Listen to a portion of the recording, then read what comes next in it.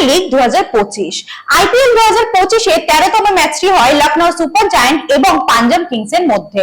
টসে জিতে প্রথম বোলিং অপশনটি বেছে নেয় পাঞ্জাব। প্রথম ব্যাটিং এ নেমে 20 ওভারে 7 উইকেট হারিয়ে 171 রান করে লখনৌ।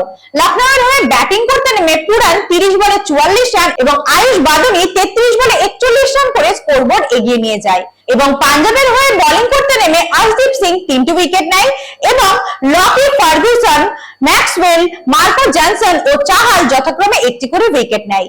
এরপর ব্যাটিং এ নেমে পাঞ্জাব 16 ওভার 2 বলে 2 উইকেট হারিয়ে 177 রান করে জয়লাভ করে।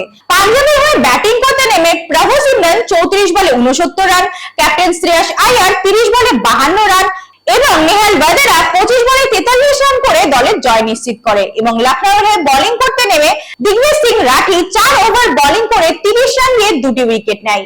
আইপিএল 2025 এর 13তম ম্যাচের শেষে পাঞ্জাব 8 উইকেটের ব্যবধানে লখনৌকে হারিয়ে জয়লাভ করে। এই ম্যাচের প্লেয়ার অফ দ্য ম্যাচ হয়েছে প্রভু সিমরন সিং। দেখা যাক পরবর্তী ম্যাচগুলিতে কোন দল কি ম্যাজিক দেখায়। দেখছেন এইচপি স্পোর্টস। নমস্কার।